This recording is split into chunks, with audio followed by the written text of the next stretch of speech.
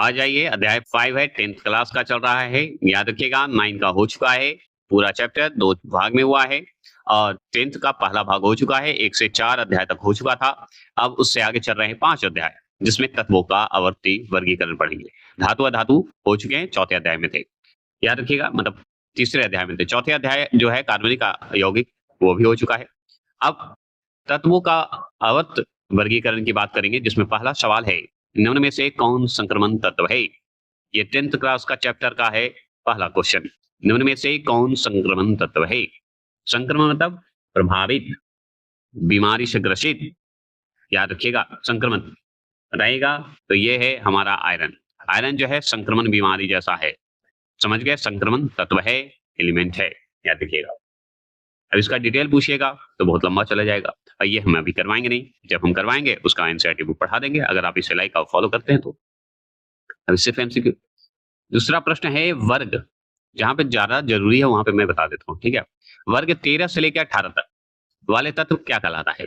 तो 13 से लेकर 18 वाले में जाइए तो पी ब्लॉक में जाइएगा कि एस ब्लॉक में जाइएगा? किसमें जाने का मन करेगा आपको? तो पी ब्लॉक में जाइएगा, इसमें कोई क्वेश्चन नहीं है। 13 से 18 में पी ब्लॉक, ठीक है? अभी एस ब्लॉक, डी ब्लॉक और ए ब्लॉक बताइए, वर्ग बताइए कौन होगा? कमेंट तो कर सकते हैं, नहीं तो वेट कर सकते हैं।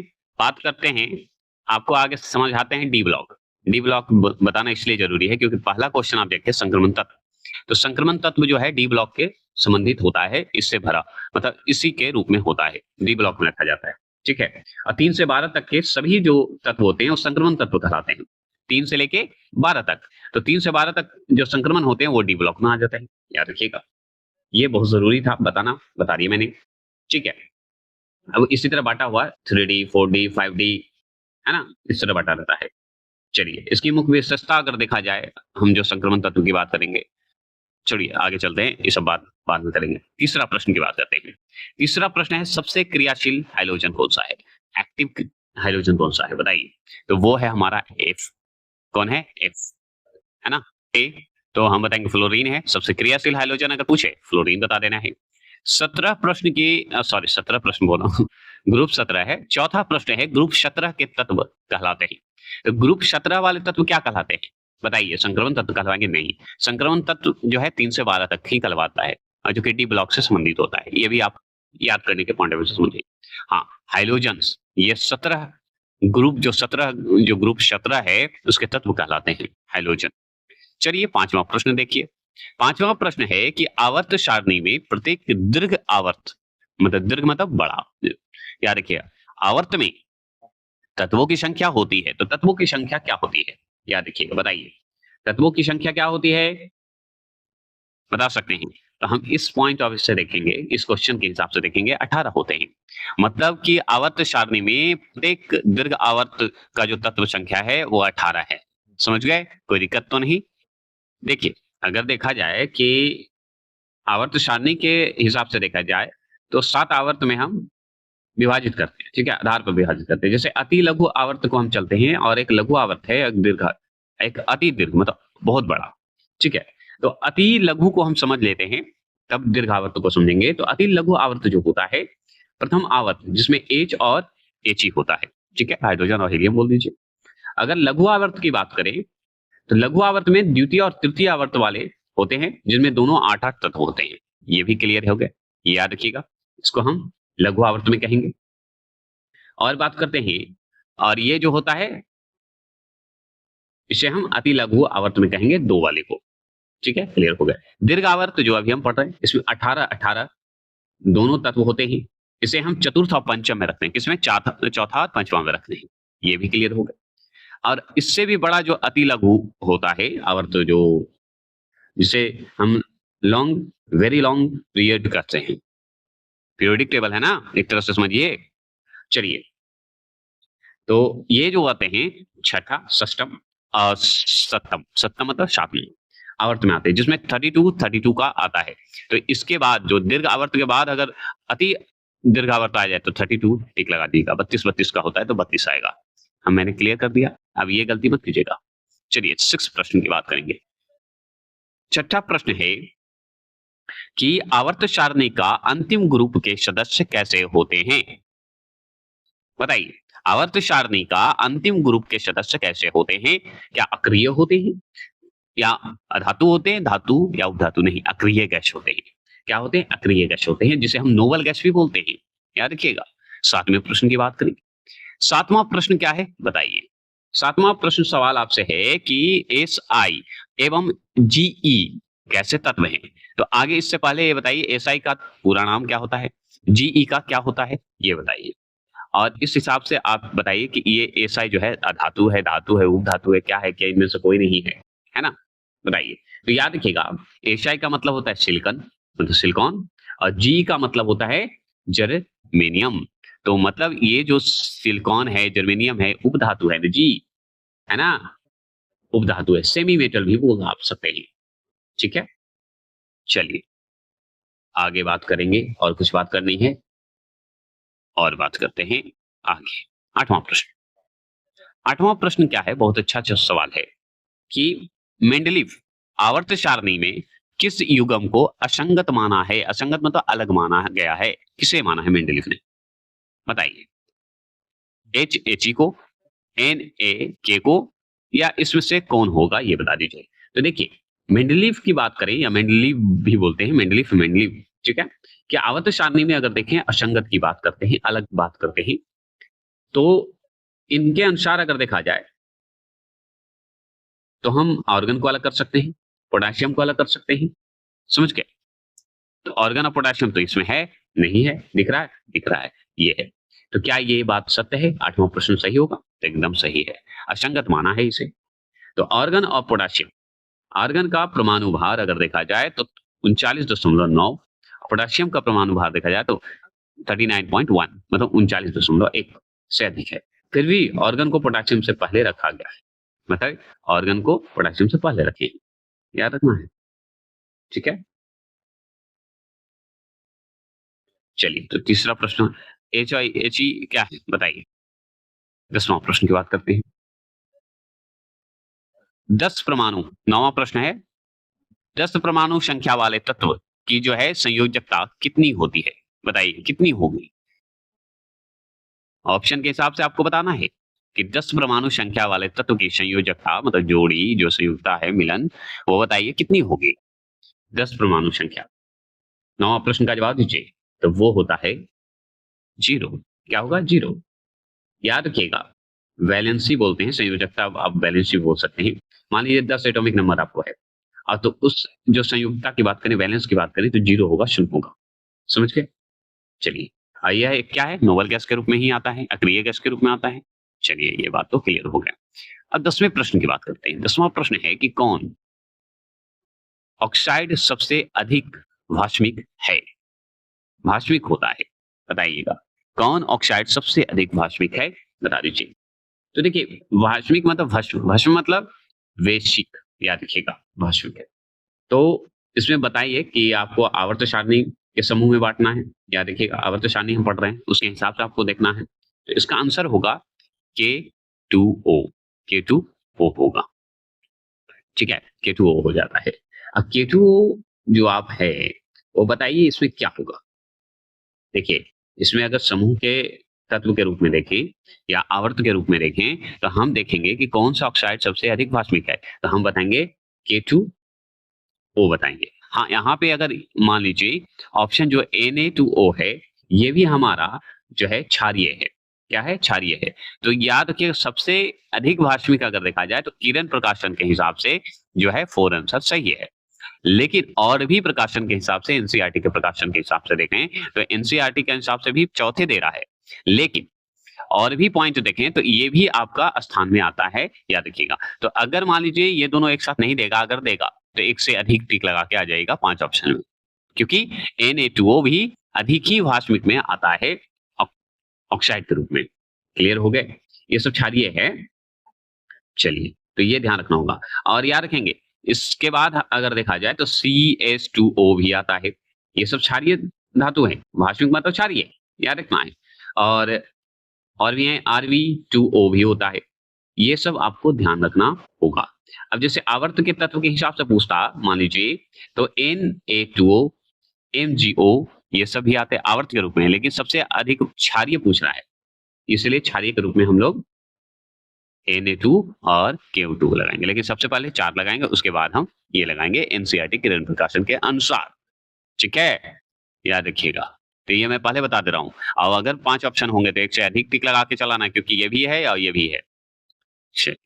क्लियर कर दे रहे हैं। 11वें प्रश्न की बात करेंगे।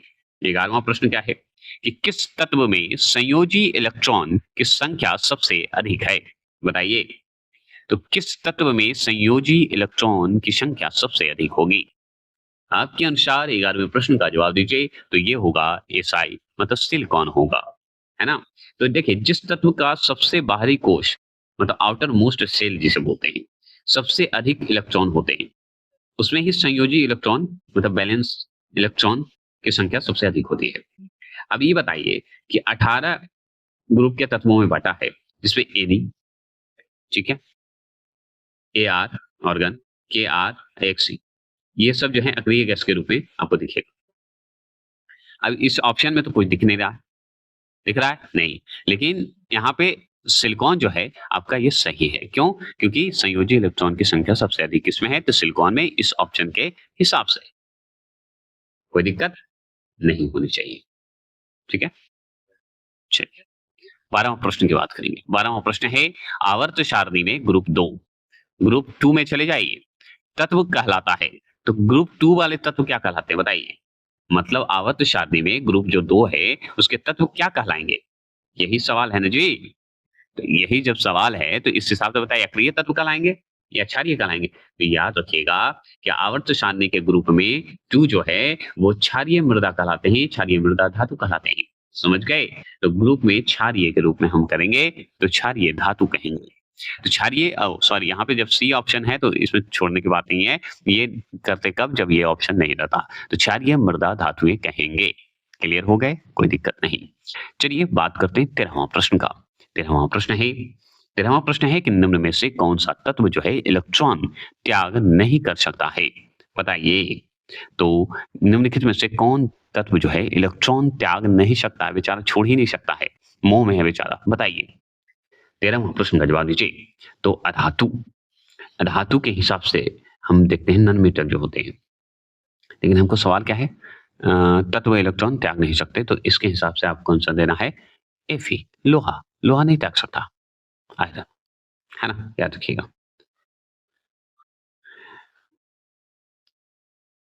ठीक है, ये बात सत्य है। और भी हैं जो त्यागने की पावर रखते हैं। 14 प्रश्न है, आवर्त सारणी में कुल आवर्तों की संख्या कितनी है?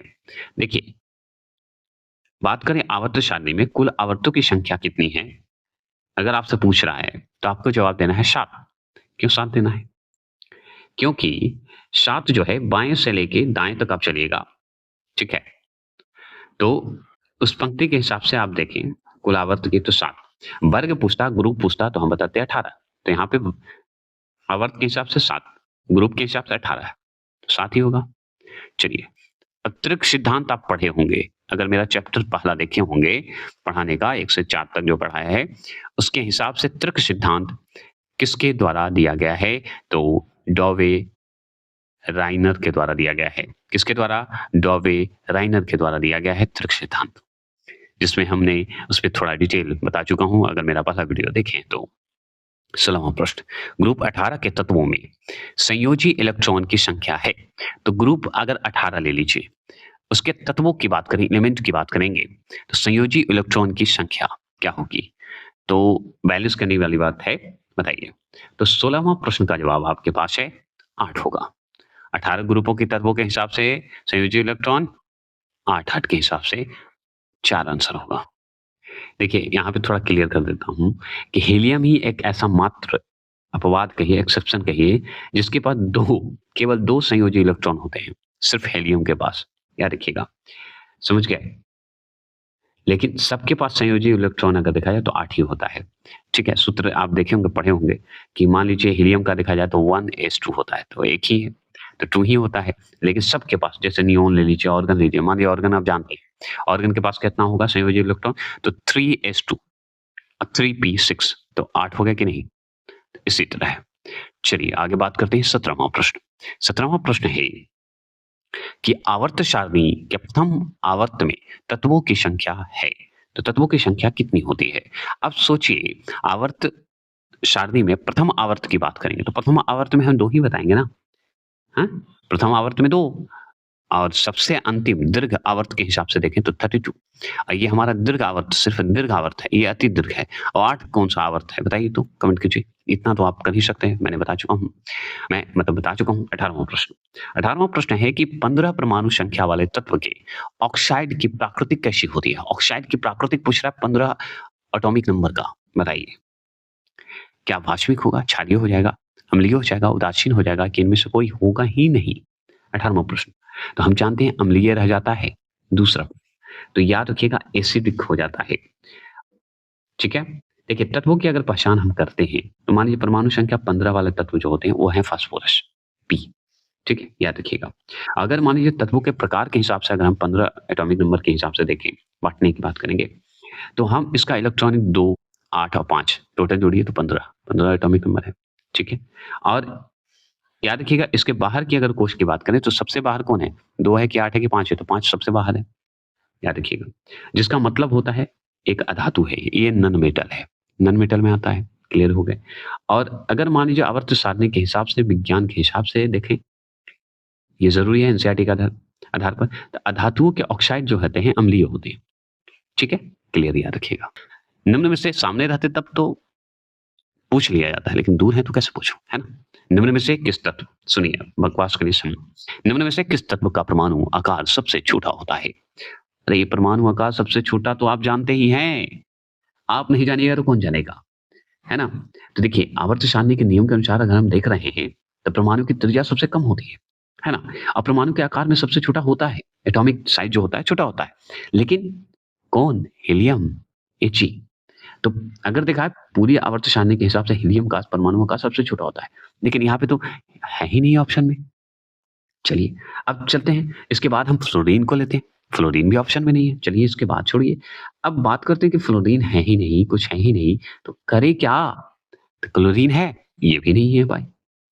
चलिए, तो फ्लोरीन, क्लोरीन है ही नहीं। अब मान लीजिए ब्रोमीन है ही नहीं, आई भी नहीं है, चलिए ये भी खत्म है। तो बचा क्या? हमको तो समझ में नहीं आ रहा है। तो एल्युमिनियम तो ऑप्शन में है, तीसरा, क्लियर? ऋषभ प्रश्न का तीसरा। और सबसे बड़ी बात कि आप अगर देखे जाए तो इसमें और भी सबसे क्लियर आंसर दिखाते हैं कौन सा? 1 मिनट रुक जाइए। अब यहाँ पे देखिए, अब किरण प्रकाशन के हिसाब से जो आंसर दिया गया है, वो दिया गया है दूसरा, और दूसरा भी सही है। क्यों? क्योंकि एल्युमिनियम भी सही है। ऐसा नहीं है कि गलत है, सही है। लेकिन अगर जब सिलिकॉन आ गया, तो एल्युमिनियम का महत्व थोड़ा कम जाएगा, क्योंकि सबसे आकार भी छोटा सवाल पूछ रहा है, तो मतलब कि सिलिकॉन के बाद हम एल्युमिनियम लगा सकते हैं, लेकिन सिलिकॉन सबसे छोटा आकार में आता है। सिलिकॉन ऐसे बोलते हैं, सिलिकॉन जानबूझ के बोलता हूँ सिलिकॉन। क्लियर हो गया? देखिए अभी शब्द के साथ खेले हम, तो आप भी शब्द के साथ खेलिए, आपको भी याद होगा। 20वां प्रश्न की बात करें, निम्न में से किससे इलेक्ट्रॉन बाहर निकालना सबसे आसान है? तो बताइए निम्न में से किससे इलेक्ट्रॉन बाहर निकालना सबसे आसान है? क्या M3+, M2+, M+ या M से निकालना आसान होता है? बताइए, किससे आसान होगा? 20वां प्रश्न, आप स्पीड करके ये वीडियो देख लीजिएगा। तो याद रखिएगा, एम जो होता है एकदम न्यूट्रल होता है, उदासीन परमाणु है, और इससे बाहर निकालना सबसे आसान होता है। तो आपको 4 आंसर आपका जो है इसका सही होगा, याद रखिएगा। और दीजिए, अगर मान लीजिए 21वां प्रश्न की बात करें, 21वां प्रश्न है आधुनिक आवर्त सारणी में तत्व के वर्गीकरण का आधार क्या है? वर्गीकरण का आधार क्या है? तो आधुनिक आवर्त सारणी के हिसाब से मॉडर्न जो पीरियोडिक टेबल होता है, उसके हिसाब से अगर देखा जाए तो परमाणु संख्या, परमाणु जो एटॉमिक नंबर होते हैं वो आसान होते हैं। मतलब परमाणु क्रमांक, परमाणु संख्या, परमाणु क्रमांक, एटॉमिक नंबर ऐसे याद रखेंगे। और याद रखिएगा, मैं थोड़ा डिटेल बता दूं इसमें, हेनरी जो मोजले हैं, मोजले ने 1913 में प्रतिपादित किए थे, याद रखिएगा, जो कि आधुनिक आवर्त के नियम के अनुसार बताया गया है। और दूसरी चीज याद रखना है कि तत्वों के जो भौतिक हैं और रासायनिक गुण, उसकी परमाणु संख्या मतलब परमाणु क्रमांक या परमाणु संख्या के आवर्त पर ही, मतलब फंक्शन पर होते हैं, याद रखना है। इससे ज्यादा और नहीं बता सकता, इतना डिटेल काफी है। और भी डिटेल आपके पास सब कुछ है, देख सकते हैं। 22वां प्रश्न है, निम्नलिखित में से कौन सबसे भारी धातु है? तो निम्नलिखित में से कौन सबसे भारी धातु है? बता सकते हैं? बताइए। बता दीजिए। तो सबसे भारी धातु प्लेटिनियम होगा क्या? पारा होगा क्या? तो याद रखिएगा, इसमें ऑप्शन ही नहीं है ऑस्मियम। ऑस्मियम जो है यह आवर्त सारणी के अनुसार सबसे भारी धातु है, घनत्व के आधार पर, डेंसिटी के आधार पर, याद रखिएगा। लेकिन ऑप्शन में तो है ही नहीं। अब कितना है पता है? लगभग कितना होता है भारी के अनुसार? 22.59 ग्राम प्रति घन सेंटीमीटर में बताया जाता है। GCM3 के अनुसार बताया जाता है। लेकिन इसके बाद ऑप्शन में अब कौन है? इसके बाद दूसरा स्थान पे हम पता है इरिडियम बताते हैं, जिसका घनत्व अगर 22.56 होते हैं, लेकिन इसमें भी ये भी नहीं है। अब बताइए हम करें तो करें क्या? इसमें भारी धातु हमको दिखाई नहीं रहा है। हाँ, एक चीज दिख रहा है आपको, प्लेटिनियम। प्लेटिनियम यही होगा। ऑस्मियम अगर ना हो तो प्लेटिनियम, और प्लेटिनियम और ऑस्मियम ना हो तो आप लगा दीजिए, क्या लगाइएगा? आप इरिडियम लगा दीजिए, दूसरे स्थान पर आता है। ठीक है, चलिए। ठीक है, आगे चलिए 23वां प्रश्न की बात करेंगे और आगे बढ़ते हैं। अब 23वां प्रश्न यही है कि इनमें से कौन सबसे हल्की धातु है? सबसे भारी तो हम समझ गए प्लेटिनियम, ऑस्मियम, ये सब समझ गए। ये सबसे हल्की धातु कौन सी है? बताइए। लिथियम? प्लेटिनियम तो भारी हो गया। चलिए आगे बढ़ते हैं। तो 23वां प्रश्न बताइए। तो लिथियम और भी सबसे हल्की धातु है, लेकिन हम नेक्स्ट वीडियो में बताएंगे, बढ़िया से डिटेल आएगा तब। अभी तत्काल के लिए एमसीक्यू चल रहा है। निम्नलिखित में से कौन सबसे हल्का तत्व है? निम्नलिखित में से कौन सबसे हल्का तत्व है? नीचे अगर अभी धातु पढ़े सबसे हल्का, ठीक है, अब हल्की धातु पढ़े लिथियम और सबसे हल्का तत्व बताइए। अब यही सवाल है आपका, बताइए। 24 सवाल का जवाब दीजिए। 24 का तो हाइड्रोजन आपका सबसे हल्का तत्व है। देखिए धातु अलग है, तत्व अलग है, लेकिन हम सबसे हल्का, सबसे, ये हम क्वेश्चन के हिसाब से छाट सकते हैं, है कि नहीं? मैंने जो जो बताया है, ऑस्मियम, प्लेटिनियम ये भारी है, हल्का है, इस तरह से हमको बताना। लिथियम हल्का है ना? तो वो धातु है कि तत्व है, ये आपको थोड़ा सा ऑप्शन देख के ध्यान रखना होगा, क्वेश्चन को ध्यान देना होगा। ठीक है, निम्न में से कौन सा तत्व जो है सबसे उपयोगी गुण है? सबसे उपयोगी 25 का मतलब फायदेमंद कहिए, लाभकारी बोलिए, उपयोगी है। तो 25 का सवाल का जवाब है परमाणु क्रमांक, मतलब परमाणु एटॉमिक नंबर, आप इसे बोल सकते हैं। 26 सवाल है कि आयस्कों से चुंबकीय अशुद्धियों को दूर करने के लिए कार्यरत प्रक्रिया को क्या कहा जाता है? तो कार्यरत प्रक्रिया जो होते हैं उसे क्या कहते हैं? 26 का जवाब दीजिए। तो हम बताएंगे दूसरा, चुंबकीय पृथक्करण की प्रक्रिया कहलाती है। चुंबकीय पृथक्करण की प्रक्रिया कहलाएगा। 26 का 2 आंसर जो लगाएंगे वो सही लगाएंगे। सल्फाइड अयस्क की एकाग्रता प्रक्रिया क्या होती है? सल्फाइड अयस्क की जो एकाग्रता होता है, नियंत्रण कहिए, प्रक्रिया क्या कहलाएगी? तो ये कहलाता है चौथी, प्रवर्तन प्रक्रिया कहलाता है। प्रवर्तन प्रक्रिया होगा फोर्थ वाला। ठीक है, फोर्थ। पारा का मुख्य अयस्क क्या है? ये बता सकते हैं। तो हम पारा का हम बताएंगे सीनेवार होता है, या चीनेवार कर दिया है, जो कि गलत है। सीनेवार कर दीजिए, सीनावार या सीनेवार बोल दीजिए, तो एक ही होगा। बॉक्साइट तो हम जानते हैं एल्युमिनियम का है, और ये सब बता सकते हैं तो कमेंट कीजिए। 28 का जवाब है सीनेवार। ठीक है, 29 सवाल है, निम्नलिखित में से किस अयस्क में से रेडियम निकाला जाता है? तो किस अयस्क में से रेडियम निकाला जाता है, बता दीजिए। 29 का सवाल का जवाब दीजिए। तो ये दूसरा है, पिंच ब्लेंड मिश्रण से निकाला जाता है। चलिए 30वां प्रश्न की बात करें, निम्नलिखित अयस्क में से किससे एल्युमिनियम धातु निकाली जाती है? तो किससे एल्युमिनियम धातु निकाली जाती है? 30वां प्रश्न का जवाब दीजिए। तो वो है बॉक्साइट, वो है बॉक्साइट, याद रखिएगा। दूसरा प्रश्न आ गया, याद रखिए 30वां का दूसरा। 31 सवाल आपके स्क्रीन पर है। 31 सवाल है कि आवर्त सारणी में बाएं से दाएं ओर जाने पर प्रवृत्तियों के बारे में कौन सा कथन जो है असत्य है? कौन सा कथन असत्य है, ये बता दीजिए। तो ये है परमाणु जो है आसानी से इलेक्ट्रॉन को त्याग करते हैं, त्याग देता है परमाणु, इसलिए इसी तरह बनिए। किसी को भी त्यागना हो तो बिना सोचे त्याग दीजिए, क्योंकि जीवन में आपसे ज्यादा इंपॉर्टेंट दुनिया में कोई नहीं। स्वयं से ज्यादा लगाव रखें। चलिए 32 सवाल है, आधुनिक आवर्त सारणी में कितने अर्ध स्तंभ हैं जिन्हें हम समूह कहा जाता है? आधुनिक आवर्त सारणी में कितने अर्ध स्तंभ हैं जिन्हें समूह कहा जाता है, बता सकते हैं? तो यह है 18। क्या है? 18। चलिए 33वां प्रश्न की बात करते हैं। 33वां प्रश्न है आधुनिक आवर्त सारणी में कितनी क्षैतिज पंक्तियां हैं, मतलब आवर्त वर्टिकल कहिए, जिन्हें आवर्त कहा जाता है, जिन्हें हम आवर्त कहते हैं, बता दीजिए। 33वां प्रश्न का जवाब दीजिए। तो ये है 7, ये है 7, याद रखिएगा। चलिए 34 सवाल है कि मेंडलीव मेंडलीव ठीक है, 33 का हो गया। चलिए अब देखिए मेंडलीव ने अपनी सारणी में तत्वों को किस आधार पर व्यवस्थित किया है। तो हम किस आधार पर बोलेंगे, रासायनिक गुणधर्मों पर भी, परमाणु के हिसाब से भी, और आपको मूल गुणधर्मों के हिसाब से भी। तो फोर्थ आंसर इसका सही होगा। चलिए आगे बात करते हैं। मेंडलीव ने जो है जब अपना कार्य आरंभ किया था तो तत्व जो होते थे, एलिमेंट जो होता था, कितना तत्व ज्ञात करते थे, उसमें कितना तत्व का ज्ञान हुआ था, अनुभव हुआ था, ज्ञात किया गया था, बता दीजिए। तो ये हम बताएंगे 63। कितने? 63 तत्व थे।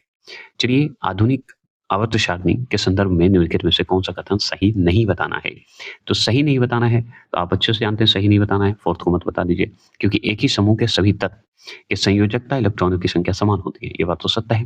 प्रत्येक आवर्त जो है दर्शाता है कि एक नया कोश इलेक्ट्रॉन से भरा है, ये भी बात सही है। आवर्त को बाएं से दाईं ओर जाने पर परमाणु त्रिज्या घटती है, जबकि समूह के ऊपर से नीचे की ओर जब जाता है तो परमाणु का आकार बढ़ता है। बस इतना ध्यान रखना है। चलिए 37 सवाल है, आपके स्क्रीन पर आ चुका है कि विद्युत ऋणात्मक की प्रवृत्ति के अनुसार अधातु आवर्त सारणी के किस ओर स्थिर होता है। तो किस ओर स्थिर होगा बता दीजिए। 37 का जवाब दीजिए। तो ये दाहिनी ओर से ऊपर की ओर जाएगा, ठीक है, याद रखिएगा।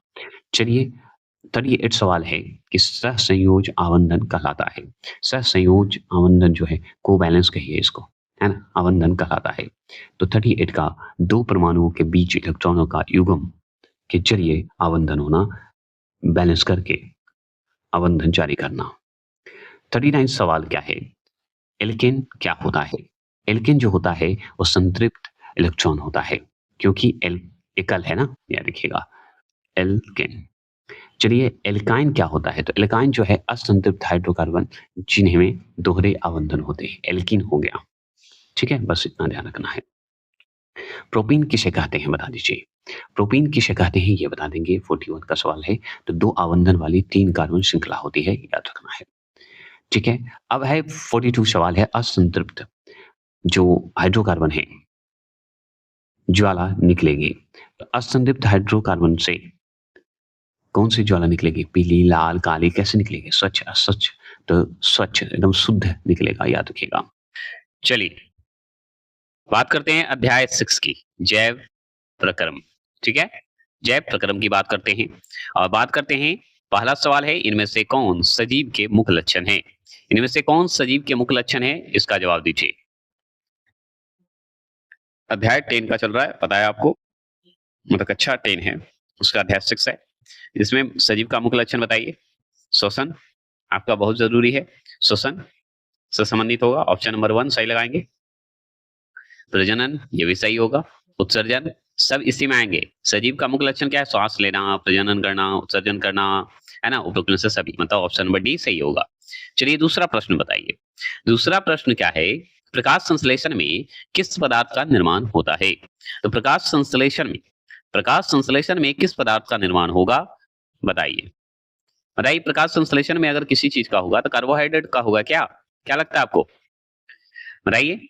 तो याद रखिएगा कार्बोहाइड्रेट, ग्लूकोज, मतलब कार्बोहाइड्रेट कहिए या ग्लूकोज कहिए, एक ही है, और ऑक्सीजन का निर्माण होता है, याद रखना है। चलिए ऑक्सीजन ऑप्शन में है नहीं तो हम नहीं लगाएंगे। लार से जो है किस ग्रंथि का स्राव होता है। लार से जो है किस ग्रंथि का स्राव होता है, बताइए। तीसरा प्रश्न का जवाब दीजिए। तो हम बताएंगे पैरोटिड ग्रंथि का निर्माण होता है, मतलब पैरोटिड ग्रंथि जो है स्राव होता है। आप इसे लार ग्रंथि भी बोल सकते हैं, सलाइवरी ग्लैंड भी बोलते हैं, ठीक है। तो इसमें जो पैरोटी जो ग्रंथि है, ग्लैंड है, यह याद रखिएगा कि सबसे बड़ी लाल ग्रंथि है, लार, याद रखिएगा। और जो कि कान के ठीक नीचे और गला के पीछे होता है, ये पैरोटी ग्लैंड। ये बताना जरूरी था इसलिए बता दिया। चौथे प्रश्न को देखेंगे, आप स्पीड करके वीडियो देख लीजिएगा। मनुष्य में पाचन की क्रिया कहां से प्रारंभ होता है, बताइए। आप जानते ही हैं, मुख से होगा, मुख गुहा से होता है ना? कैविटी जिसे बोलते हैं, माउथ बोलते हैं, बकल कैविटी भी बोलते हैं मुख गुहा को। और भी बातें करेंगे। पांचवा प्रश्न को देखिए और ध्यान से बताइए। पांचवा प्रश्न क्या है? निम्न में से अमीबा किस रचना की मदद से अपना भोजन ग्रहण करता है? अमीबा बताइए, अमीबा जो है कैसे अपना भोजन ग्रहण करेगा, है ना? ये सवाल तो पूछता है। तो ये सवाल जो है कुटपाद से। अब कुटपाद क्या होता है भाई, यही तो समझ में नहीं आता है ना? तो देखिए, ये जो अपने पैर जो होता है उसका भोजन ग्रहण करने का, वो अपना पैर से के माध्यम से करता है, जिसे हम, आप याद रखिएगा, इसे आप हम सीडोपोडिया बोलते हैं, सीडीपोडिया बोला जाता है, अलग अलग नाम होता है। तो पी से उच्चारण होता है लेकिन बोला जाता है सीडियोपोडी। सीडोपोडिया बोलिएगा अच्छा लगेगा, तोड़ दीजिएगा ना तो याद हो जाएगा। सीडियोपोडिया, सीड ऐसे सीड ओडिया बोला जाता है। तो हम हर ढंग से बोल दिया कि जिससे आपको आसानी से समझ में आ जाए। 6 प्रश्न क्या है कि जीवों के शरीर में ऊर्जा का उत्पादन किस क्रिया द्वारा होता है? बताइए, जीवों के शरीर में जो ऊर्जा एनर्जी जो उत्पन्न होता है कैसे होता है? मतलब किस क्रिया द्वारा उत्पन्न, मतलब किस क्रिया द्वारा काम करता है, ये पूछ रहा है। तो बताइए, श्वसन, श्वसन ही इंपॉर्टेंट है। सांस अगर नहीं होगा, रेस्पिरेटरी, जो रेस्पिरेटरी सिस्टम हम लोग पढ़ते हैं ना स्पेशली, है ना टॉपिक, तो वो सांस है, सांस से ही संबंधित है। अगर वो नहीं होगा तो क्या होगा, गड़बड़ हो जाएगा, रेस्पिरेशन भी बोलते हैं। चलिए 7वां प्रश्न है। 7वां प्रश्न है कि किण्वन की प्रक्रिया होती है। किण्वन का मतलब क्या होता है?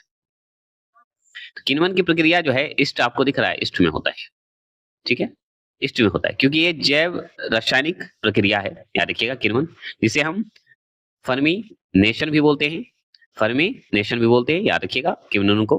रासायनिक प्रक्रिया है, बायोकेमिकल बोलती है, प्रोसेस है। और याद रखिएगा, ये जो है इष्ट में, इष्ट कहिए या आप इसे बैक्टीरिया भी कर सकते हैं, द्वारा जो है टूट जाते हैं, याद रखिएगा, काम करते हैं, तोड़ने में काम करता है।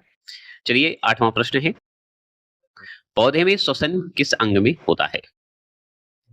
पौधे में श्वसन कैसे होगा? जड़ से होगा कि पत्ती से होगा कि तना से होगा, बताइए। देखिए, बात यहाँ पे है कि पौधे में श्वसन की बात हो रही है। ये तो थोड़ा अजीब क्वेश्चन तो है नहीं, बहुत हल्का क्वेश्चन है। पत्तियों से ही करेगा, पौधे में श्वसन जो है पत्ती से करेगा। भोजन तो हम जड़ से प्राप्त कर लेते हैं, मान लीजिए, है ना, पढ़े होंगे, मिट्टी से प्राप्त करते हैं। 9वां प्रश्न है, निम्न में से कौन मानव श्वसन तंत्र का हिस्सा नहीं है? बताइए, निम्न में से कौन मानव श्वसन तंत्र का हिस्सा नहीं है? मतलब हमारा रेस्पिरेटरी जो सिस्टम है उसका हिस्सा नहीं है। क्या श्वसन नली है? नहीं है, है एकदम। नाक का छिद्र है क्या? गिल्स नहीं है क्या? बताइए तो। 9वें प्रश्न का जवाब दीजिए। तो याद रखिएगा, रक्त नहीं है, नहीं तो गिल्स मछली के लिए है, लेकिन है तो श्वसन से ही संबंधित। चलिए, बहुत इजी सवाल था। 10वां प्रश्न क्या है? मनुष्य में ट्रैकिया की लंबाई कितनी होती है हमारे शरीर में, मतलब मनुष्य के शरीर में ट्रैकिया की लंबाई कितनी होती है? तो ट्रैकिया की लंबाई अगर आपसे पूछ रहा है तो आपको आराम से जवाब देना है 10 से 12 सेंटीमीटर। आप उसे इंच में अगर पूछेगा तो 4 से 5 इंच बता देना है, याद रखना है। तो याद रखिएगा 10 से लेके 12 सेंटीमीटर। तो 10 से 12 तो इसमें कहाँ है? 10 से, मतलब 10 से 12 मतलब 11 भी तो आ सकता है, 11 सेंटीमीटर लगा दीजिए, कोई गलत नहीं है। 11वें प्रश्न की बात करेंगे। 11वां प्रश्न बताइए।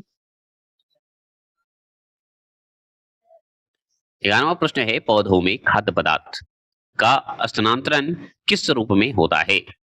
बताइए, पौधों में खाद्य पदार्थों का स्थानांतरण जो होता है, स्थानांतरण स्थान जो बदलता है, किस रूप में होता है? तो इसका जवाब है सुक्रोज के कारण। सुक्रोज के कारण होता है, याद रखिएगा। और भी कारण होंगे लेकिन अभी इसी के अनुसार हमको सही टिक लगाना है। 12वां प्रश्न है कि ऑक्सीजन रक्त को हृदय से शरीर के विभिन्न भागों में ले जाने वाली रक्त वाहिनी जो होती है क्या कहलाती है? रक्त वाहिनी क्या कहलाती है? वाहिनियां कहलाता है, क्या कहलाता है? धमनी कहलाएगा, आलिंद कहलाएगा या शिरा कहलाएगा? तो याद रखिएगा, ऑक्सीजन जो होते हैं जो शुद्ध रक्त की बात होती है, जो हृदय से शरीर का विभिन्न अंग में ले जाती है, उसे हम धमनी कहते हैं, आर्टरी कहते हैं। तो धमनी होगा, याद रखिएगा। ठीक है, चलिए 13वां प्रश्न। 13वां प्रश्न है, रक्त प्लाज्मा में सबसे अधिक मात्रा में मौजूद होता है। तो रक्त के प्लाज्मा में सबसे अधिक मौजूद क्या होगा बताइए तो। मतलब प्लाज्मा में सबसे अधिक क्या होता है? जल होता है। आप सुने होंगे, है ना, जल होता है। जल की मात्रा ज्यादा होती है ना जी, क्या बोलते हैं आप? हाँ बिल्कुल, एकदम सही बात है, जल की मात्रा अधिक होती है। और बात करेंगे 90%, 90 से लेकर 92% होते हैं, हमारा शरीर 90% जल से है। अब रक्तचाप का समान से अधिक हो जाना क्या कहलाता है? अब आपका जो है ब्लड प्रेशर कम है, अचानक अधिक हो जाएगा, तो हाइपरटेंशन हो जाएंगे कि हाइपर हो जाएंगे? हाइपरटेंशन हो जाएंगे कि हाइपरटेंशन हो जाएंगे, यही दो चीज होगा। कठिन प्रश्न का, हाइपरटेंशन होंगे, समझ गए? क्या होंगे? हाइपरटेंशन होंगे, हाइपोटेंशन नहीं, हाइपरटेंशन। याद रखिएगा, हाइपरटेंशन हो जाएंगे, उच्च रक्तचाप हो जाएगा। ठीक है, आगे चलेंगे। ऑक्सीजन का वाहक है, ऑक्सीजन का वाहक कौन है? हीमोग्लोबिन है क्या? बताइए तो। 15 प्रश्न का मैंने डी लगाया, क्या सही है? सही है। चलिए 16वां प्रश्न बताइए, प्रोटीन अमीनो अम्ल के विखंडन से प्राप्त होता है।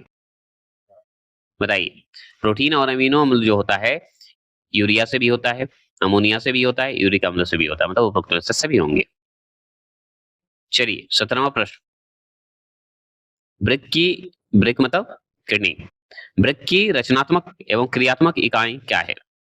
मतलब किडनी का रचना करना या क्रिया करना किससे संबंधित है, इस चार ऑप्शन के हिसाब से बताना। इंपॉर्टेंट, काम के हिसाब से देखना है इसको। 17वां प्रश्न, तो नेफ्रॉन, किडनी को हम नेफ्रॉन के नाम से भी जानते हैं, ये बोलिए। मूत्र का पीले रंग किस कारण हो जाता है? बताइए तो। यूरोक्रोम के कारण हो जाता है। ठीक है, यूरोक्रोम के कारण होता है। 19वां प्रश्न बताइए, मशीन द्वारा रक्त शुद्धिकरण की प्रक्रिया कहलाती क्या है? तो देखिए, मशीन द्वारा जो शुद्धिकरण होती है रक्त की, वो डायलिसिस कहलाती है। क्या कहलाता है? डायलिसिस कहलाता है। ये बात तो आप जानते ही होंगे। बताइए, देखिए यहाँ पे किरण प्रकाशन के हिसाब से फिर गलत करता है, लेकिन देखिए, मतलब समझिए कि मशीन द्वारा जो रक्त का शुद्धिकरण होता है, वो प्रक्रिया क्या कहलाता है, ये पूछ रहा है आपसे।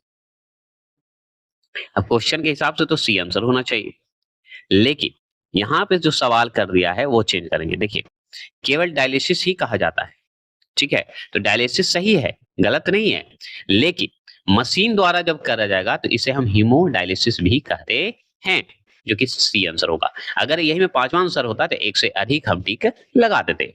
समझ गए? तो याद रखना है, तो इसमें से कौन सा इंपॉर्टेंट होगा, तो हम किरण प्रकाशन के अनुसार हम चलते हैं, हीमोडायलिसिस बोलेंगे। हाँ, प्रश्न, पौधों में गैसों के निष्कर्षण के लिए किस क्रिया का उपयोग होता है? पौधों में गैसों के निष्कर्षण के लिए किस क्रिया का उपयोग होता है? तो किस क्रिया का उपयोग होता है बताइए, बता दीजिए, हम जानना चाहते हैं। 20वां प्रश्न का जवाब दीजिए।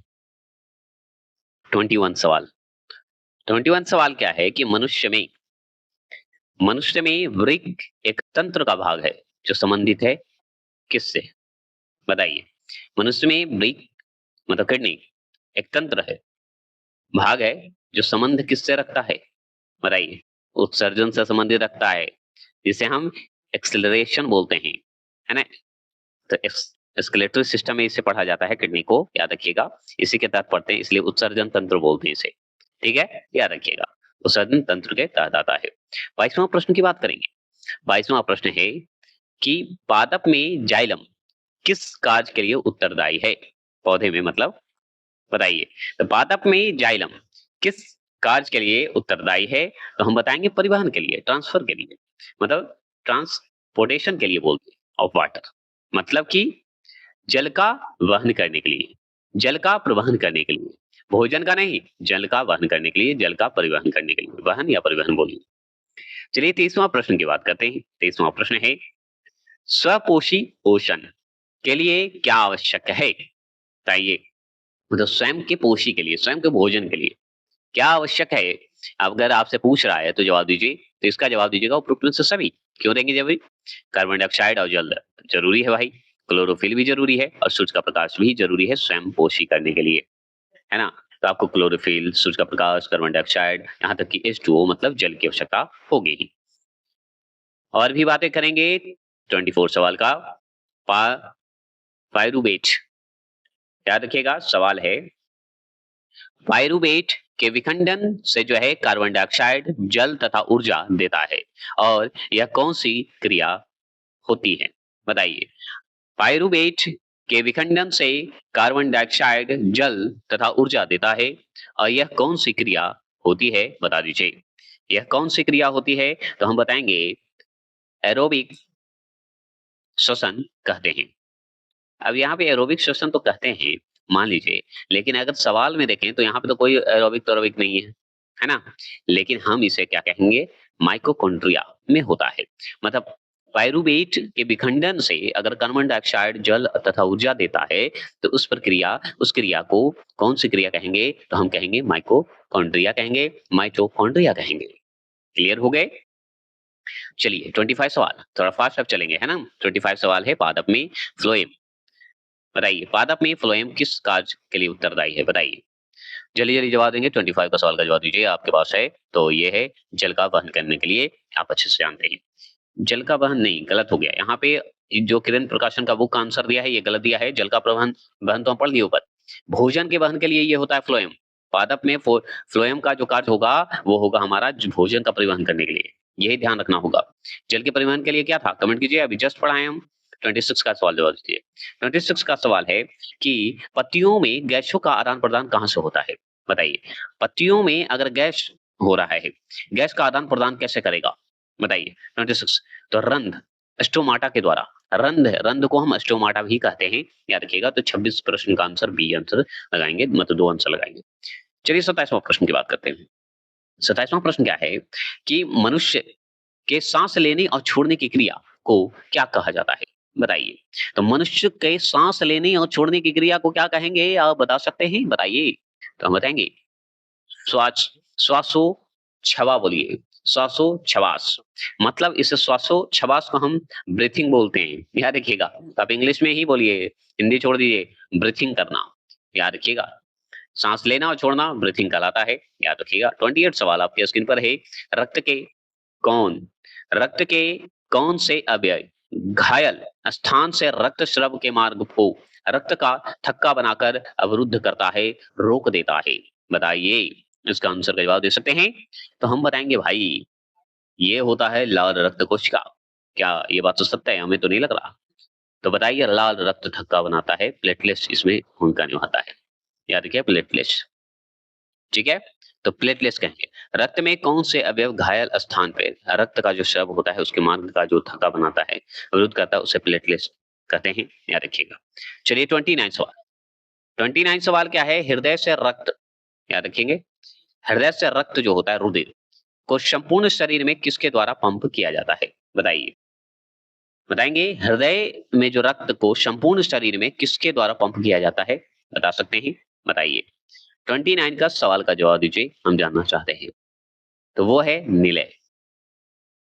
ठीक है, वेंट्री कल बोलते हैं निलय द्वारा होता है।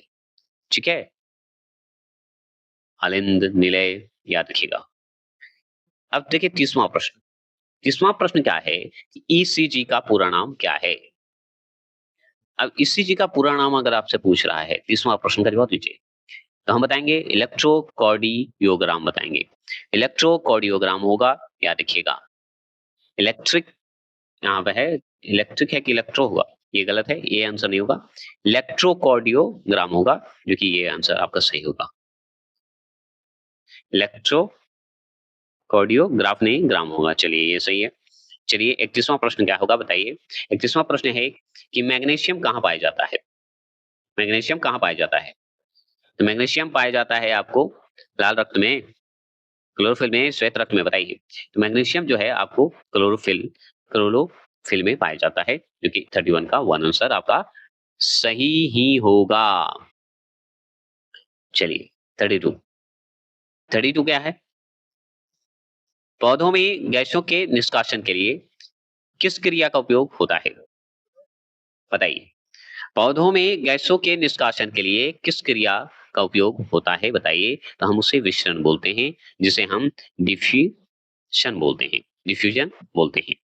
चलिए बात करते हैं 33 सवाल आपके स्क्रीन पर है कि रक्षीय कोशिकाएं कहाँ पाई जाती है? रक्षीय कोशिकाएं कहाँ पाई जाती है? 33वां प्रश्न का जवाब दीजिए। तो पत्तियों में पाया जाएगा ना रक्षी कोशिका। सुरक्षा करने वाला शेल कौन होता है? पत्ती। पत्ती अगर नहीं हो तो कैसे हो सकता है? ठीक है, आप इसे गार्ड शेल भी कहते हैं, गार्ड का काम करता है। 34 सवाल है। 34 सवाल है कि एथिल अल्कोहल किस प्रकार के श्वसन में बनता है? एथिल अल्कोहल जो होता है वो किस प्रकार के श्वसन में बनेगा? किसमें? अव्ययी में, व्ययी में या अव्ययी में? तो देखिए इसमें दो रूप से होता है, अवयवी श्वसन और व्ययवी श्वसन। अवयवी श्वसन को हम एनएरोबिक श्वसन बोलते हैं, एन एरोबिक बोलते हैं, ऐसे एरोबिक श्वसन बोलते हैं। ठीक है, तो याद रखिएगा। तो अब इन दोनों में से क्या है, एक और दो दोनों में बनते हैं? बताइए। तो देखा जाए कि ऑक्सीजन की तरह देखा जाए तो हम इसमें आंसर दिखाएंगे कि एथिल अल्कोहल में हमारे श्वसन में किस प्रकार के बनते हैं। इसमें थोड़ा सा हमको डाउट है, लेकिन हम यहाँ पे देखेंगे। हाँ, एनएरोबिक सही है, इसके लिए हम क्षमा चाहते हैं। थोड़ा सा हमको लगा कि एक और दो दोनों में कंफ्यूजन ना कर दे, इसलिए दो सही है, एनएरोबिक। 35 सवाल देखेंगे। 35 सवाल क्या है कि ऑक्सीन क्या है? बताइए, ऑक्सीन क्या है? तो देखिए ये बुक के अनुसार अगर देखा जाए तो विकास नियामक जो है ये आंसर देता है किरण प्रकाशन बुक से, याद रखिएगा। लेकिन ऑक्सीन जो है और देखा जाए तो एक हार्मोन्स के रूप में है, याद रखिएगा, क्योंकि ये आंसर आपका सही होगा। ठीक है, तो ये ध्यान रखना होगा। मतलब ऑक्सीन क्या है पूछेगा तब बताना है कि क्या है। ठीक है, चलिए आगे बात करते हैं। 36 सवाल क्या है? द्विखंड किसमें होता है? बताइएगा, द्विखंड किसमें होता है? बताएंगे। अमीबा में किरण प्रकाशन के बुक से अमीबा आंसर दे रहा है। ये सही है कि नहीं है ये बता दीजिए, आपको बोलना पड़ेगा। ठीक है, तो ये आपको समझना होगा द्विखंड। आगे चलें। ठीक है, तो सही है ये। आगे बात करते हैं। 37वां प्रश्न है, निम्नलिखित में से कौन सा जनन अंग है? तो निम्नलिखित में से कौन सा जनन अंग है पूछ रहा है आपसे, बताइए। तो निम्नलिखित में से कौन सा जनन अंग है जी? आप बता सकते हैं, किसका बताना है? 37 का सवाल का जवाब दीजिए। तो किडनी हमारा जनन अंग है, समझ गए। देखिए नर जनन अंग पूछ रहा है, मेल के हिसाब से पूछेगा तो हम वृषण बोलते हैं, जो कि ऑप्शन में है ही नहीं। ठीक है, अंडाशय बोला जाता है। यहाँ पे जनन अंग पूछ रहा है, जनन अंग अब ब्रिक को कैसे लगाने की? ठीक है, तो क्वेश्चन थोड़ा सा ये उटपटांग है। लेकिन अगर मान लीजिए अंडाशय नहीं है आपका ऑप्शन में, वृषण ऑप्शन में ना हो, तो हमको आंसर लगाना है कि ब्रिक को लगा सकते हैं, किडनी को लगा सकते हैं। अगर किडनी ना हो तो अंडाशय, फेफड़ा को भी लगा सकते हैं, यहाँ तक कि लीवर को भी टिक लगा सकते हैं जनन अंग में। ठीक है, कोई दिक्कत तो नहीं, बता दिया। चलिए 38 सवाल है कि यकृत जो है, यकृत मतलब लीवर, निम्न में से कौन सा रस निकालता है? तो जठर रस निकालता है कि पित्त रस निकालता है? 38 का जवाब दीजिए। तो पित्त रस निकालेगा, जठर रस नहीं निकालेगा। ठीक है, लीवर जो है निम्न में से कौन सा रस निकालता है अगर पूछे तो क्या आप पित्त रस बोलिएगा? ये सही है कि नहीं, बताइए। चलिए आगे चलेंगे। 39 सवाल है। 39 सवाल क्या है कि प्रकाश संश्लेषण किसमें होता है? बताइए, प्रकाश संश्लेषण किसमें होता है? तो क्या हरे पौधों में होता है कि जंतुओं में होता है? तो हरे पौधों में होता है ना प्रकाश संश्लेषण। 39 का 3 लगा दीजिए। हरे पौधे क्या कहलाते हैं बताइए? हरे पौधे जो हैं क्या कहलाते हैं? 40वां प्रश्न का जवाब दीजिए। तो ये उत्पाद कहलाते हैं। क्या कहलाते हैं? उत्पादक कहलाते हैं। चलिए 41वां प्रश्न बताइए। निम्नलिखित में से सामान्यतः किसका उपयोग जो है कोशिका द्वारा ऊर्जा उत्पादन के लिए किया जाता है? ऊर्जा उत्पादन के लिए हम लोग करते हैं, तो हम ऊर्जा के लिए ग्लूकोज का इस्तेमाल करते हैं, ये आप जानते हैं। ठीक है, 41 का सवाल का जवाब ये है। मतलब आपसे पूछे कि कोशिका द्वारा हम ऊर्जा उत्पादन करते हैं तो किसका उपयोग करते हैं? क्या ग्लूकोज का, क्या वसाम्ल का, किसका करते हैं? बताइए। अगर पूछ रहा है 41 का तो बचा भी तो ऑप्शन में है, कंफ्यूजन तो हो सकता है ना। तो ग्लूकोज का, कार्बोहाइड्रेट का सबसे प्रथम स्थान इसी को देंगे हम। 42 सवाल। 42 है, शरीर में भोजन को पचाना किस प्रकार की क्रिया है? तो भोजन को पचाना संचय, अब चयन तो नहीं होगा, संचय प्रक्रिया हो सकती है, अभिक्रिया है। ठीक है,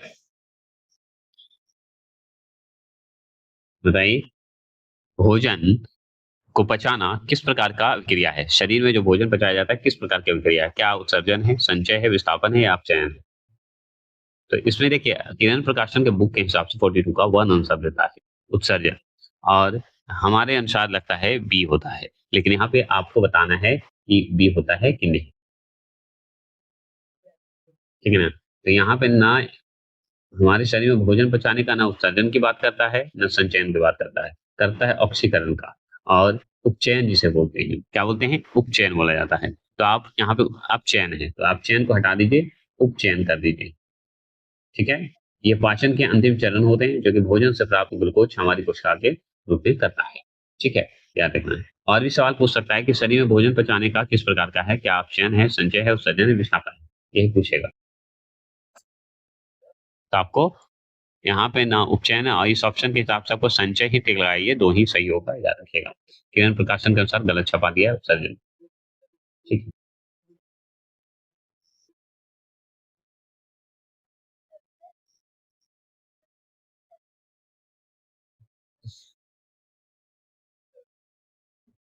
ठीक है, चलिए 42 सवाल क्या है, 43 रक्त क्या है, बताइए रक्त क्या है, बताइए रक्त क्या है, 43 का सवाल का जवाब दीजिए। तो हम बताएंगे उत्तर है टिश्यू है। चलिए 44वां प्रश्न की बात करेंगे। प्रकृति में ऑक्सीजन का संतुलन कैसे बना रहता है, बताइए। संयोजी क्रिया से, प्रकाश संश्लेषण से, अपघटन से, या इनमें से कोई नहीं, बताइए। 44वां प्रश्न के हिसाब से आपको जवाब देना है, तो इसका जवाब दीजिए प्रकाश संश्लेषण से। ठीक है, आप इसे ऑक्सीकरण चक्र भी कर सकते हैं। ठीक है, चलिए आगे 45 सवाल है कि रक्त जो है, रक्त निम्नलिखित में से किसकी उपस्थिति के कारण लाल दिखता है? रक्त हमारा जो ब्लड है लाल क्यों दिखता है, हीमोग्लोबिन के कारण कि किसी और के कारण, बताइए। तो इसका जवाब आपके पास ही होगा, 45 का जवाब है ये है हीमोग्लोबिन के कारण। ठीक है, याद रखिएगा किसके कारण, हीमोग्लोबिन के कारण। आगे चलेंगे और बताइएगा 46 सवाल है कि निम्नलिखित में से कौन सा प्रकाश संश्लेषीय अंग है? कौन सा जो है प्रकाश संश्लेषीय अंग है? 46 का जवाब दीजिए। तो वो है हमारा हरित लवक, है ना। चलिएगा 47 सवाल आपके पास आ गया है। रेजिन एवं गोंद कहाँ संचित होता है? रेजिन एवं गोंद कहाँ पे आपको मिलेगा? किसके हिसाब से? छाल के हिसाब से मिलेगा, मतलब छाल में मिलेगा कि काटरक्ष में मिलेगा, फ्लोएम में मिलेगा, या पुराने जाइलम में मिलेगा? किसमें बनेगा, बताइए। तो पुराने जाइलम में मिलेगा। चलिए आगे बात करते हैं, ग्रहणी किसका भाग है? ग्रहणी जो है किसका भाग है? 48 का सवाल का जवाब दीजिए। 48 का सवाल का जवाब देंगे आपके पास है, तो छोटी आंत में होता है। ग्रहणी किसका भाग है? छोटी आंत का। निम्नलिखित में से कौन सा आहार नाल का सबसे लंबा भाग होता है? तो वो होता है क्षुद्रांत। क्षुद्रांत को ही छोटी आंत कहते हैं, याद रखिएगा। तो आहार नाल का सबसे लंबा भाग हमारा छोटी आंत का होता है, याद रखने वाली बात है। चलिए 49 को वन आंसर सवाल हो गए। अगर मान लीजिए क्षुद्रांत मतलब होता है छोटी आंत, छोटी आंत के संदर्भ में निम्नलिखित में से कौन सा कथन नहीं सही है, मतलब सही नहीं है, तो आपको बताना है और बताइए। तो इसमें याद रखिएगा तीसरा प्रश्न जो है एकदम सही नहीं है, तो इस पे हटा दीजिए, क्योंकि पाचन प्रक्रिया भोजन अमाशय के बाद जो है छोटी आंत में प्रवेश करता है, ये बात सही है। छोटी आंत जो है कार्बोहाइड्रेट, प्रोटीन और वसा के जो है पूर्ण पाचन का स्थान देता है। पचित भोजन को जो है छोटी आंत की भित्ति द्वारा अवशोषित किया जाता है या कर लिया जाता है। 51 सवाल आपके स्क्रीन पर है। 51 सवाल है, हरे पौधों में पोषण की विधि निम्नलिखित में से क्या कहलाती है? तो हरे पौधों में पोषण की विधि निम्नलिखित में से क्या कहलाती है? 51 का सवाल का जवाब दीजिए। तो वो है सहपोषण। क्या है? सहपोषण। अगर मान लीजिए 52 का बात करते हैं, 52 है अमीबा, निम्नलिखित में से क्या है? अमीबा क्या है? 52 का बताएंगे, अमीबा क्या है? 52 तो हम बताएंगे प्राणी संभोजी है, प्राणी संभोजी है, याद रखिएगा। 53 का सवाल की बात करेंगे, लार में निम्नलिखित में से कौन सा एंजाइम पाया जाता है? तो लार में निम्नलिखित में से कौन सा एंजाइम पाया जाता है? तो हम बताएंगे एमाइलेज पाया जाता है। ठीक है, आगे बात करते हैं 54 सवाल है, वसा का पाचन निम्नलिखित में से किसके द्वारा होता है? तो वसा का पाचन जो है किसके द्वारा होगा? बता दीजिए, 54 का जवाब दीजिए, तो वो होगा हमारा लाइपेज में होगा। अगर मान लीजिए पूछते हैं आपसे और भी सवाल कि मनुष्य में पाचन क्रिया कहाँ आरंभ होती है? तो हम बताएँगे मुख से शुरू होती है, मुख में, कैविटी में शुरू होती है। याद रखिएगा, 55 प्रश्न का जवाब है 3। आगे बात करते हैं। 56 सवाल है, 56 क्या है बता दीजिए? 56 है, निम्नलिखित में से किस पाचक रस्य के प्रभाव से आमाशय में दूध थक्का सा जम जाता है? मतलब पेट में जाके दूध जो है फट के जम जाता है, ऐसे बताइए, थक्का जैसा जम जाता है। 56 का जवाब दीजिए, तो वो है रेनिन, वो है रेनिन 2 प्रश्न। अगर मान लीजिए पूछते आपसे, क्या पूछे? 57 सवाल पूछते। 57 पूछे, मानव हृदय में कितने कोष्ठ होते हैं? बताइए, 57 में मानव हृदय कितने कोष्ठ होते हैं? हम बताएँगे 4 कोष्ठ होते हैं मानव के हृदय में, कौन नहीं जानता है? अगर मान लीजिए कवक में पोषण की जो है कौन-सी विधि है? मतलब कवक में पोषण की कौन-सी विधि है? बता दीजिए, हम जानना चाहते हैं, तो वो है मृत जीवी होता है कवक में, याद रखिएगा। अगर मान लीजिए 59 पूछे कि पौधों में वाष्पो उत्सर्जन, वाष्पो उत्सर्जन जिसे इवोपरेशन भी बोलते हैं, इवोपोरेशन भी बोलते हैं। वाष्पो उत्सर्जन निम्नलिखित में से किस भाग में होता है? तो पौधे में वाष्पो उत्सर्जन जो होता है, किसमें होता है? ये अगर आपसे पूछे तो पत्ता में होता है, लगा दीजिएगा। अगर मान लीजिए पूछे 60वां प्रश्न पूछते, 60वां प्रश्न, मनुष्य के हृदय जो है प्रति मिनट कितनी बार धड़कता है? तो हम बताएँगे 72 बार प्रति मिनट धड़कता होगा, क्योंकि ये बात सत्य है, ट्रू है। चलिए आगे चलते हैं। 61वां प्रश्न क्या है? मस्तिष्क किस कार्य के लिए उत्तरदायी होता है? मस्तिष्क हमारा दिमाग जो है किसके लिए है? क्या शरीर का संतुलन बनाने के लिए है? क्या ये बात आपको लग रहा है सही है? बता दीजिए। तो हमारे अनुसार जो है ये तो शरीर संतुलन बनाएगा ही, हृदय का स्पंदन के लिए भी और सोचने के लिए भी। मतलब ऑप्शन नंबर डी सही होगा। तीसरा तो एकदम सही था, जिसमें से दोनों और सही होंगे उपरोक्त में से सभी। 62 का बात करते हैं तो अवावयी मतलब एनएरोबिक श्वसन, ठीक है? और व्ययवी श्वसन मतलब एरोबिक श्वसन, दोनों ही प्रक्रम में जो है निम्नलिखित में से कौन-सी प्रक्रिया समान है? मतलब एरोबिक एनारोबिक में जो है दोनों में आपको बताना है कौन-सा चीज़ जो है समान है। तो ग्लूकोज जो कि एक 6 कार्बन वाला अणु है, जो 3 कार्बन वाले अणु का पाइरूवेट में विखंडन करता है, तोड़ता है, टुकड़ा करता है, ठीक है? ये 2 ऑप्शन थे। 63 सवाल आपके स्क्रीन पर है, 63 है, निम्नलिखित में से कौन कोशिका की अंतर अंतरोशमी अंतरोशमी क्रियाओं के परिचालन के लिए ईंधन की तरह प्रयुक्त होता है? बताइए। मतलब कि निम्नलिखित में से कौन कोशिका की अंतरोशमी क्रियाओं के परिचालन के लिए ईंधन की तरह प्रयुक्त होता है? कौन-सा होता है? एटीपी होता है, कार्बन डाइऑक्साइड होता है या ऑक्सीजन या जल होता है? क्या होता है बताइए? आप इसमें बता सकते हैं। तो आप 63 का जवाब दीजिए एटीपी। एटीपी हमारा जो है ईंधन के रूप में काम करता है, ये हम जानते हैं। ठीक है? जिसे हम बोलते हैं एडेनोसिन ट्राइफॉस्फेट, एटीपी का फुल फॉर्म होता है। प्रत्येक गुर्दा में कितने नेफ्रॉन होते हैं? तो प्रत्येक किडनी में कितने नेफ्रॉन होते हैं बताइए? नेफ्रॉन कितने हो सकते हैं? 10 लाख, 9 लाख, 1 लाख 30 हजार कितने हो सकते हैं? 65 का जवाब दीजिए, हम जानना चाहेंगे और इसका जवाब आपके पास है, तो है 1 लाख 30 हजार। चलिए, पादप अपशिष्ट संचित होता है, मतलब पादप में अपशिष्ट जो पदार्थ कहिए या उसमें जो है सम्मिलित होता है, तो कैसे होता है बताइए? मतलब पेड़-पौधे में। बताएँगे 66 का जवाब दीजिए, तो उपरोक्त में से सभी छाल में, पत्तियों में और कोशिका रिक्तियों में भी आपको ये मिलेगा अपशिष्ट पदार्थ। 67 सवाल है, निम्नलिखित में से कौन मनुष्य में उत्सर्जित अंग नहीं है? तो उत्सर्जित अंग कौन-सा नहीं है? मतलब कि आपका वृक्क तो उत्सर्जित में आता है, लिवर भी और फेफड़ा भी। अग्नाशय आपका जो है उत्सर्जित में नहीं आता है, पैनक्रियाज़ नहीं आता है, याद रखिए। देखिए, इसका आंसर तो है पैनक्रियाज़, ये अब तो हम बता दिए, लेकिन किरण प्रकाशन ब्रेक देता है, पता नहीं क्यों देता है, इसलिए इसको हटा दीजिए। किरण प्रकाशन का आंसर सही नहीं होगा, सी आंसर सही है। 68 सवाल है कि डायलिसिस मशीन द्वारा रक्त के शुद्धिकरण की प्रक्रिया निम्नलिखित में से क्या कहलाती है? बता दीजिए। हम अभी पढ़े हैं, हीमोडायलिसिस कहलाता है, याद रखिएगा, हीमोडायलिसिस कहलाएगा। 69 का सवाल का जवाब दीजिए, 69 क्या होगा? तो 69 सामान्यतः ग्लोमेरुल मेरुल फिल्ट्रेट, याद रखिएगा, ग्लोमेरुल फिल्ट्रेट में निम्नांकित में से कौन उपस्थित नहीं होता है, बता दीजिएगा। तो हम बताएंगे इसका आंसर का जवाब एल्ब्यूमिन, एल्ब्यूमिन बता देंगे। और भी चलते हैं 70 प्रश्न की बात करते हैं। 70 प्रश्न है, जीवों के शरीर में या जीवों के शरीर से उपापचयी क्रियाओं के फलस्वरूप उत्पन्न अवशिष्ट पदार्थों का निष्कासन निम्नलिखित में से क्या कहा जाता है, निम्नलिखित में से क्या कहा जाता है, बता दीजिए 70 प्रश्न का। तो यह उत्सर्जन कहलाता है।